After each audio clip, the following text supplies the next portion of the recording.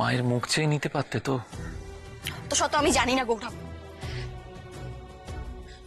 তোমার মার যদি আমাকে সোনার গয়না দেবারই থাকতো তাহলে তাহলে উনি আগেই দিতে পারতেন। আর তা যখন উনি করেননি, আমার ভেবেও কোনো লাভ নেই।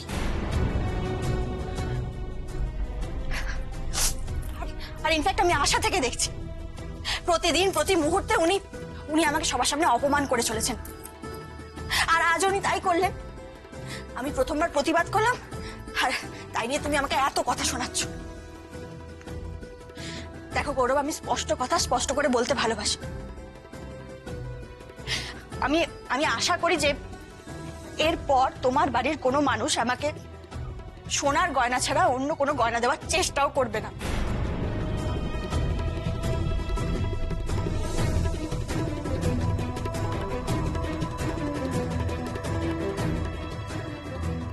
এ কোন চন্দনা আমার সঙ্গে কথা বলে গেল?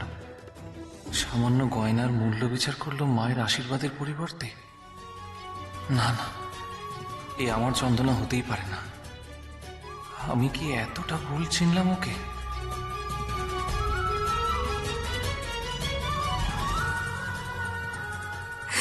আমি জানি গৌরব, সত্যিটা জানলে তুমি তুমি আমার ওপর আর রেগে থাকতে পারবে না। কিন্তু আমি যে তোমায় নিজের মুখে সত্যিটা বলতেও পারবো না, তাহলে যে তুমি আমার মায়ের উপর রেগে যাবে। তোমার আর তোমার মায়ের ভালোবাসার মধ্যে আমি আমি আসতে চাই না গৌরব। তুমি যে মাকে খুব ভালোবাসো তা আমি জানি। শুধুমাত্র আমার জন্য তুমি তোমার মায়ের থেকে দূরে চলে যাবে, এ আমি মেনে নিতে পারবো না, কিছুতেই মানতে পারবো না। তুমি আমায় ক্ষমা করো গৌরব, ক্ষমা করো।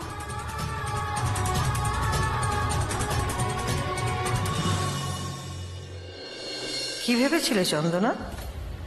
নিজে গিয়ে তোমায় নিয়ে এসেছি বলে লড়াইটা জিতে গেছো? অত সহজ নয়। সবার সামনে তোমাকে খারাপ না করা অবধি আমার শান্তি নেই।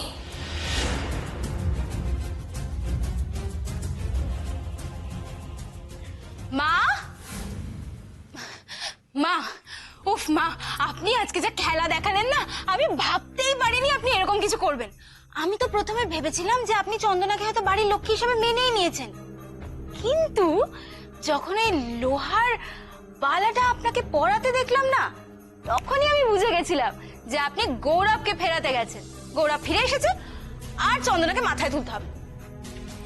তোমাকে কতবার বারণ করেছি গৌরব গৌরব বলে ডাকবে না, শুনতে খারাপ লাগে। এক কথা তোমাকে কতবার বলতে হবে বলো তো? কেন? গৌরব বললে কোন মহাভারত অশুদ্ধ হবে? মা, অভ্যেস হয়ে গেছে। শোনো, তোমার এই বদ অভ্যেস না নিজের কাছে রেখো, আমাকে শেখাতে এসো না। আমি যা বললাম সেটাই করো, ওকে আর গৌরব বলে ডাকবে না, বুঝেছো? এই রে, খেপে গেছে। না না, মাকে এখন কিছুতেই চটানো যাবে না। চন্দনাকে এই বাড়ি থেকে বের করে দিতে মাই তো হবে আমার তুরুপের তাস। সরি মা, ভুল হয়ে গেছে, আর হবে না। মনে থাকে যেন। মা, এটা কিসের চাবি? কেন? না, এমনি। ওই পুজোর সামগ্রী যে ভাড়ার ঘরে থাকবে তার চাবি। এই তো সুযোগ। মাকে হাত করতে হলে আমাকে সবার আগে ওই ভাড়ার ঘরের চাবিটা হাতাতে হবে। তারপর এমন ভাবে দায়িত্ব সামলাবো না যে মা আমার প্রতি ইমপ্রেসড না হয়ে থাকতেই পারবে না।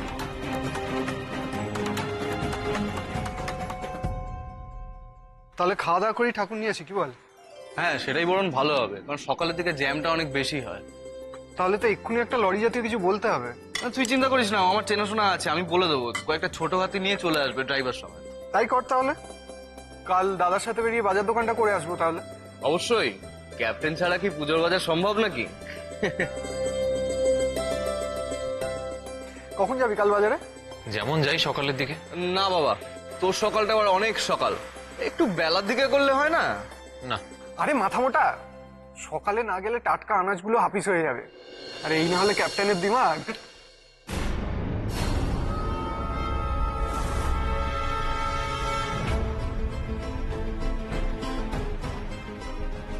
সরি গৌরব, সরি, আমি বুঝতে পারিনি। খুব কষ্ট হচ্ছে না? এক মিনিট আমি আসছি। দেখি দেখি হাতটা দাও।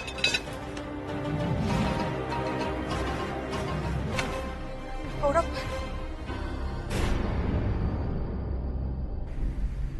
সকাল থেকে অনেক কিছু সহ্য যখন করতে পেরেছি তখন এটাও পারবো।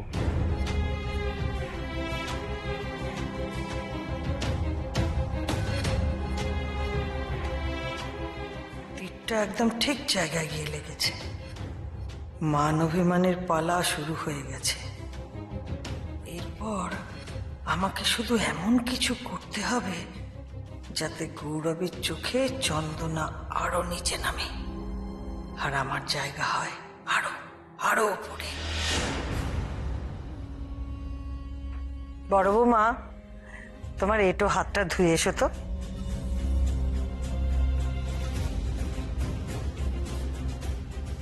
মা মা বলছিলাম, আমি যদি এবার পুজোয় ভাড়ার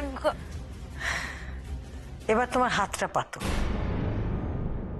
দেখো, তুমি আমার আশীর্বাদ নিতে না চাইলেও আমি তো তোমাকে বাড়ির বড় বউ হিসেবে মেনে নিয়েছি, তাই এবছরে পুজোর দায়িত্ব আমি তোমাকে দিতে চাই।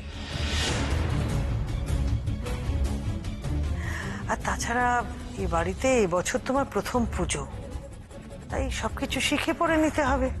এই নাও, এই ভাঁড়ারের চাবিটা রাখো, সব দায়িত্ব সামলাও।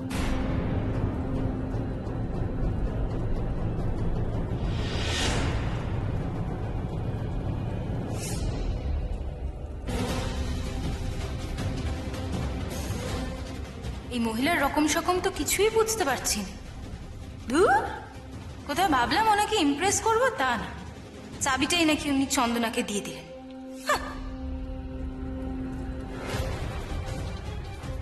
কি বড় বৌমা, পারবে তো?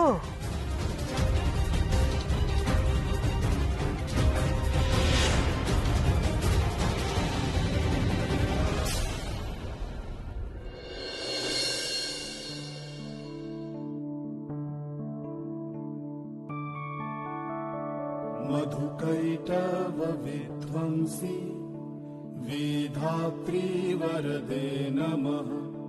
रूपं देहि जयं देहि यशो देहि दिशो जहि। महिषासुरनिर्णाशि भक्तानां सुखदे नमः। रूपं देहि जयं देहि यशो देहि दिशो जहि। বৌদি, আর ঠাকুরের গয়নাগুলো কোথায়? দাও, এখন সব বন্ধু বান্ধবরা আছে, এখনই সবাই মিলে সাজিয়ে দিই। আচ্ছা ঠিক আছে, দাঁড়া, আমি এক্ষুনি এনে দিচ্ছি। আর শোনো, একটু তাড়াতাড়ি করো, কারণ ঠাকুর মশাই বলেছে কাল থেকে আর ঠাকুর ছোঁয়া যাবে না। আচ্ছা ঠিক আছে। ঠিক আছে।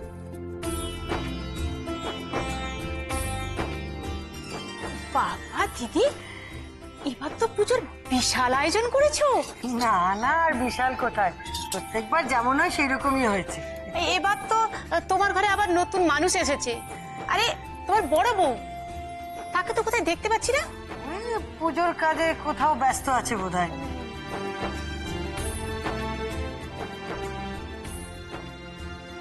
এই নাও ধরো, এই বক্সগুলোর মধ্যে সমস্ত গয়না আছে।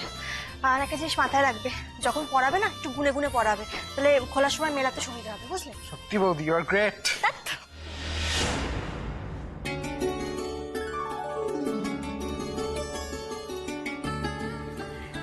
সত্যি কাকিমা, তোমার ছেলের পছন্দ আছে বলতে হবে।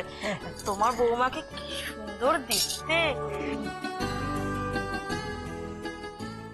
এগুলো বস্ত্রগুলো দিয়ে দে, একসাথে দিয়ে দেবো সব। আচ্ছা। ও বড় বৌদি, ওরা বলছে মায়ের হাতে অস্ত্রগুলো এখনই বসিয়ে দেবে। কোথায় রেখেছো গো অস্ত্রগুলো? অস্ত্র অস্ত্র ভাড়ার গাড়ি আছে। আচ্ছা চলো, আমি তোমার সাথে যাচ্ছি, চলো। হ্যাঁ চলো। ভালোই হয়েছে বলো। হ্যাঁ তুমি ভাগ্যবতী গো, হ্যাঁ তাই এমন একটা বড় বউ জুটেছে তোমার। হ্যাঁ দেখো সব দিকে নজর, পুজোটা একা হাতেই সামলাচ্ছে। আচ্ছা তোমাকে তো একটাও কাজ করতে দিচ্ছে না দেখছি। হ্যাঁ তা বলো, কয়েকদিনের মধ্যেই ও বাড়ির গিন্নি হয়ে উঠেছে, তাই না? দায়িত্ব পেয়ে একেবারে ধরাকে সরাজ্ঞান করেছে দেখছি। গিন্নি হয়ে উঠেছে। তোমার পাখাগুলো না ছাড়লেই নয় এবার চন্দনা। এই নাও টাকা। বলছি কলা গাছ ছাড়া আর কি কি আনতে হবে সব মনে আছে? আর শোনো, মা বলেছে কালকের জন্য আলাদা করে 5 রকম ফল আর 5 রকম মিষ্টি আনবে। আর পাড়ার সবাইকে প্রসাদ বিতরণের জন্য একটু কাগজের প্লেট পাওয়া যায় না, একটু বেশি করে নিয়ে নিও, ঠিক আছে? সবকিছু মাথায় থাকবে তো? আরে বাবা, আমার মেমোরিতে একবার লোড হয়ে গেছে মানে সব মনে থাকবে। ঠিক আছে, দেখো আবার যেন কিছু ডিলিট না হয়ে যায়। বিশ্ব, তোমার ব্যাকআপ আছে তো? না মানে আমি তো জানি না, ওর মেমোরির ওপর ভরসা করা যায় তো? আচ্ছা ঠিক আছে ঠিক আছে, আমিও দেখাচ্ছি যে আমার উপর ভরসা করা যায় কিনা। চল।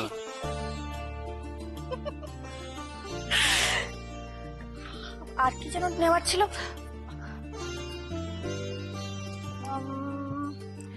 সোনার কয়েন, সোনার কয়েন, সোনার কয়েন কোথায় গেল? এই তো, পেয়েছি। দেখে নি একবার।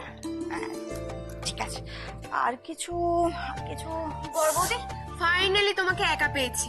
এ কি, তুমি এখানে কেন? এক্ষুনি পুজো শুরু হয়ে যাবে। বাবা আমি যাচ্ছি যাচ্ছি, তার আগে তোমাকে একটা ইম্পর্টেন্ট জিনিস দেওয়ার আছে। কি? এই যে এই পার্সেলটা, চিনতে পারছো তো? আরে ওই যে বর্দার নার্সিং হোমে একটা মোটা গোপোলা লোক এসেছিল না, হেলমেট পরে এই পার্সেলটা দিতে। এখানে চন্দনা ম্যাডাম মানে চন্দনা গুহ ঠাকুরতা কে আছেন? আমি, কিন্তু কেন বলুন তো? আপনার নামে একটা পার্সেল আছে। ও হ্যাঁ হ্যাঁ, মনে পড়েছে, আমি তো এটার কথা একদম ভুলেই গেছিলাম। আরে ওই লোকটা তো সেই সই নিয়ে ঝামেলা করছিল, তারপর তুমি এসে আমার ওই সই করে দিলে। আমি জানতাম তুমি ভুলে গেছো। আচ্ছা শোনো, এটাকে না একটু সাবধানে রেখো, পুজোর বাড়ি কোথায় হারিয়ে যাবে। সাবধানে রাখতে হবে কেন? এটা কি আছে এতে? তা তো জানি না, কিন্তু এটার ওপর মেজ বৌদির খুব নজর আছে। তুমি জানো পার্সেলটা প্রায় খুলেই ফেলেছিল এর ভেতরে কি আছে সেটা দেখার জন্য। আমি ওই জন্য আলাদা করে রেখেছিলাম। তুমি পারো বটে তিস্তা। নীরা না হয় দেখতো, তাতে কি হতো? এই দেখতো মানে? কেন দেখবে? হ্যাঁ, মেজ বৌদি সব কিছুতে তোমাকে নিয়ে কৌতূহল। আমি এটা বুঝতে পারি না কেন, খালি ফোন দিয়ে আটে তোমাকে ছোট করার জন্য। অসহ্য একেবারে। আমি কি কিছু বুঝতে পারি না নাকি? তিস্তা, এরম করে বলতে নেই। নীরা তোমার গুরুজন হয়, গুরুজনকে সম্মান করতে হয়। রাখো তো বড় বৌদি, সম্মান কি আর কিনতে পাওয়া যায় নাকি? সম্মান দিলে তবেই সম্মান পাওয়া যায়। আচ্ছা ঠিক আছে, এত রাগ করতে হবে না। আর নীরা আমাকে ছোট করতে চাইলেই কি আমি ছোট হয়ে যাব বলো? আর আমার কি চিন্তা, এই বাড়িতে আমাকে রক্ষা করার জন্য আমার 2টো দেওর আছে, একটা মিষ্টি ননদ আছে, বলো? যাই হোক, তুমি এটা ধরো। আর তুমি মেজ বৌদির সাথে না বেশি ভালো মানুষই দেখিও না। উফ, আমি চললাম।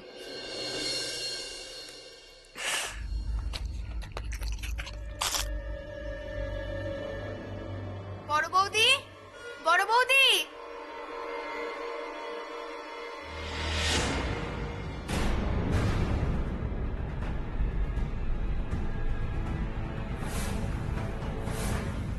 ভারী অদ্ভুত পার্সেল তো। বক্সের মধ্যে বক্স, এত সাবধানে গিফট পাঠিয়েছে। কি আছে এই বক্সটায়?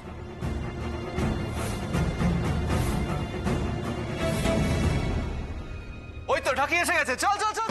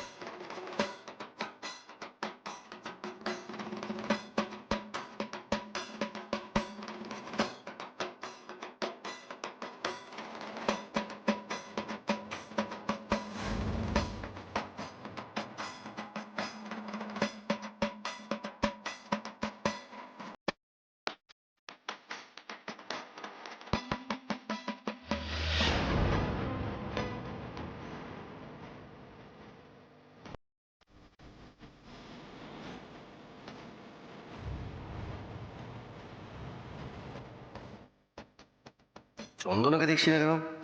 সবাই তো আছে। চন্দনা কই?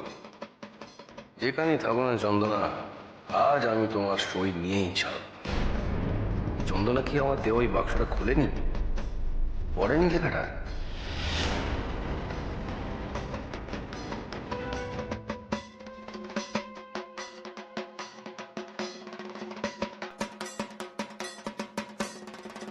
কই রে, তো নাচ বন্ধ হয়ে গেল কেন? হ্যাঁ, শিখিয়ে দেবো নাকি একটু নাচ? ওরে আমার মিঠুন দা এলেন রে, আমাকে নাচ শেখাচ্ছে। মিঠুনদাকে নিয়ে কোনো কথা হবে না। হ্যাঁ, চুপ কর তো। কোথায় ভাবলাম ঢাকের তালে সবাই মিলে নাচবো, বড় বৌদি কোথায় গেল? দেখ আবার কোনো কাজে ব্যস্ত হয়ে গেছে। এই এক মহিলা কাজ ছাড়া থাকতেই পারে না। দাঁড়া আমি দেখছি। তিস্তা, আমি দেখছি, তুই একটু দাঁড়া। হ্যাঁ, একটু দাঁড়া। তাড়াতাড়ি তাড়াতাড়ি নিয়ে আমি আয় বড় দেখছি। বৌদিকে। আরে চল।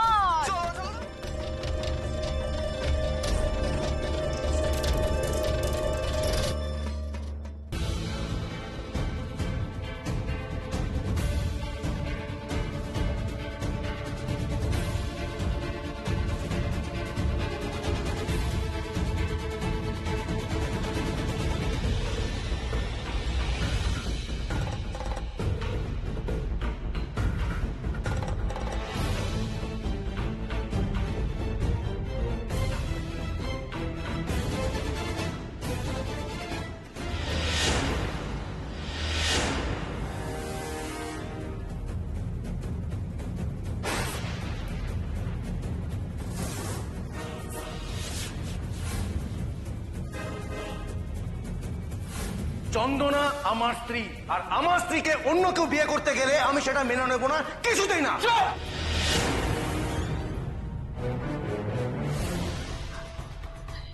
এটা এটা কার হাতের লেখা? কে পাঠিয়েছে আমাকে?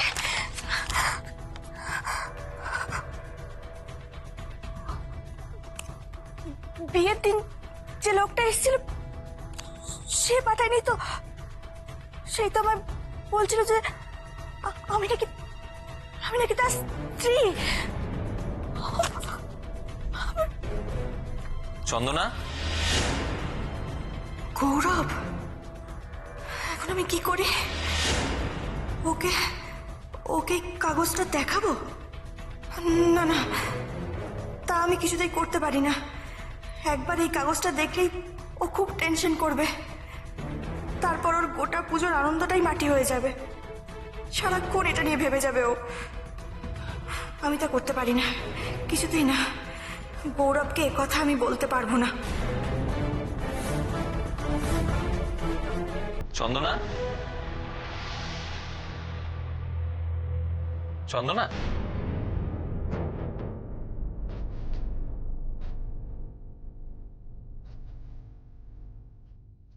কি হয়েছে তোমার? আমার আবার কি হবে? আমি ঠিক আছি। তুমি আমার থেকে কথা লুকোতে চাইলে নিজেকে লুকোবার কোনো প্রয়োজন নেই চন্দনা, তুমি আমার দিকে ফিরতে পারো। প্লিজ গৌরব, তুমি আমার সাথে এভাবে কথা বলো না। তুমি এভাবে থাকলে আমার খুব কষ্ট হয়। তুমি তোমার কষ্টের ভাগিদার যে আমায় কোনোদিন করতে পারবে না সেটা ভাবলে আবার আমার কষ্ট হয়। না হলে এই যে একটু আগেই তুমি আমাকে দেখে চমকে উঠলে, লুকোলে, করতে না। তুমি কেন বুঝতে পারছো না গৌরব? আমি তো ছাড়ো, এই নাও।